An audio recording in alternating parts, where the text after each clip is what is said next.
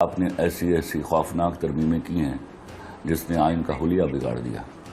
ایک ایسی قوم جو 1200 سال رعایا کا رول پرفارم کر رہی ہو، اس کو آنن فانن آپ اگر 14 اگست 1947 کو بتا دیں گے کہ آپ جمہور بن چکے ہیں تو وہ جمہور نہیں بن جائے گی.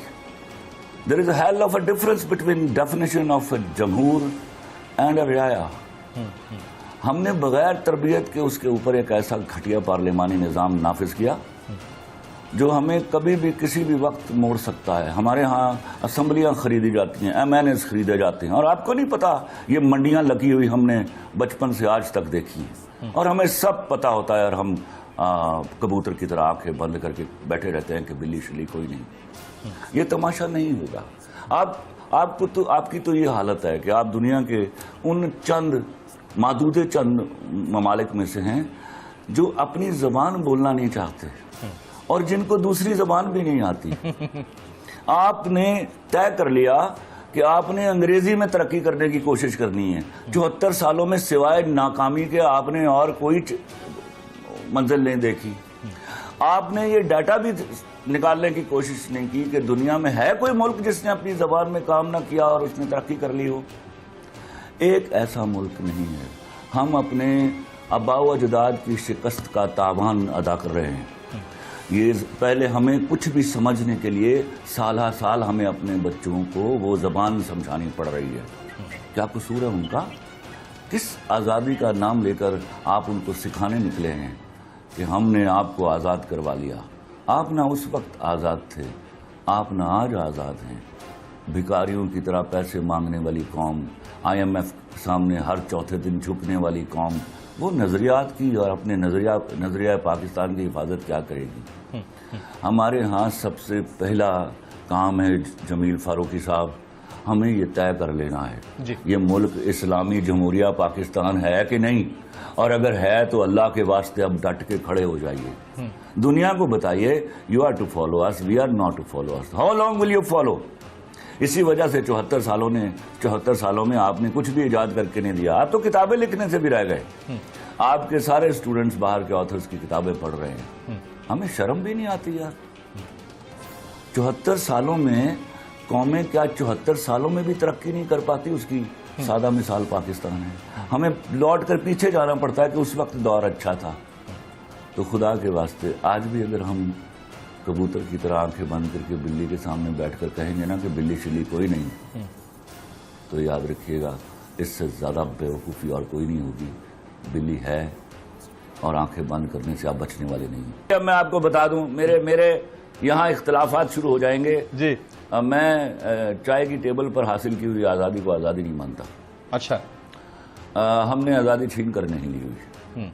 ون فائن مارننگ ہمیں آزاد کر دیا گیا. اب اس پر کوئی مجھ سے بحث کرے، کوئی لڑے، کیونکہ ہم نے ساری عمر جھوٹی تاریخ پڑھائی اس قوم کو، اور جھوٹی تاریخ پڑھانے کا یہ نتیجہ ہے کہ ابھی کوئی 4-5 دن پہلے میرے پاس 4 MBBS کے 4th ایئر کے اسٹوڈنٹ آئے ہوئے تھے، اور ان سے میں نے سوال پوچھا کہ بنگلہ دیش کا پرانا نام کیا ہے، تو خدا کی قسم ان کو نہیں معلوم تھا. یہ ہم نے سکھایا کریکولم بدلنے سے، جھوٹی تاریخیں پڑھانے سے. اور میں ابھی بولنے لگوں گا تو ان گنت واقعات بعد میں بیچ میں نکل آئیں گے جو مسئلہ بن جائے گا، کیونکہ سارے میرے معزز پینلسٹ جو ہیں وہ ایسے ہیں کہ جن کے ساتھ میں بحث میں الجھنا نہیں چاہتا. تو نظریہ پاکستان، جب تک خدا کے واسطے آپ اپنی زبان اور جس مقصد کے لیے یہ ملک حاصل کیا گیا تھا، وہ قرآن، وہ اسلام، اور اس میں منورٹیز کی عزت اور آبرو کے ساتھ، حفاظت کے ساتھ آپ نہیں چلیں گے، آپ کہیں کے نہیں ہیں. آپ آدھا تیتر اور آدھا بٹیر رہ کے آپ مملکت کو ترقی کے راستے پر نہیں ڈال سکتے. آج کا جو پاکستان ہے، مجھے لگتا ہے کسی کو آج کا پاکستان نہیں چاہیے. آپ کو بھی میرے خیال سے آج جو پاکستان ہے، نیا پاکستان، ہمیں نیا پاکستان نہیں. میں اسمبلی میں بھی اپنی اسپیچ میں بھی کہہ چکی ہوں، میں مختلف پروگراموں میں کہہ چکی ہوں، خدارا ہمیں ہمارا پاکستان چاہیے. اس پاکستان کو بنانے کے لیے جتنی قربانیاں دی گئی ہیں، اگر ہم اس پہ بات کریں تو ٹائم کم پڑ جائے گا. پاکستان کو میں بار بار کہوں گی کہ پاکستان رہنے دو. جن لوگوں نے اس کو بنانے میں جو قربانیاں دی ہیں، ہر کسی نے اپنا حصہ اس میں شامل کیا ہے. آپ لوگ بھی کچھ کر کے جاؤ کہ کل کو لوگ آپ کو اچھائی میں یاد رکھیں. درست. ہمارے ہاں اسمبلیاں خریدی جاتی ہیں، MNAs خریدے جاتے ہیں، اور آپ کو نہیں پتا یہ منڈیاں لگی ہوئی ہم نے بچپن سے آج تک دیکھی ہیں۔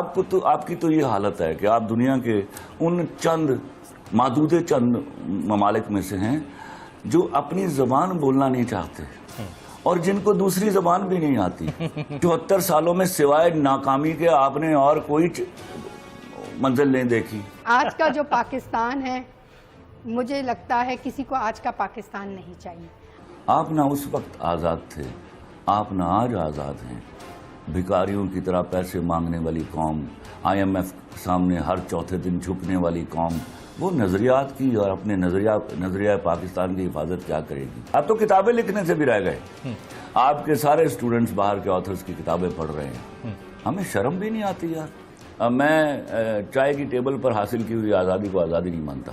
اچھا، ہم نے آزادی چھین کر نہیں لی ہوئی، ون فائن مارننگ ہمیں آزاد کر دیا گیا۔ اب کیونکہ ہم نے ساری عمر جھوٹی تاریخ پڑھائی اس قوم کو، اور جھوٹی تاریخ پڑھانے کا یہ نتیجہ ہے کہ ابھی کوئی 4-5 دن پہلے میرے پاس 4 MBBS کے 4th ایئر کے اسٹوڈنٹ آئے ہوئے تھے، اور ان سے میں نے سوال پوچھا کہ بنگلہ دیش کا پرانا نام کیا ہے، تو خدا کی قسم ان کو نہیں معلوم تھا۔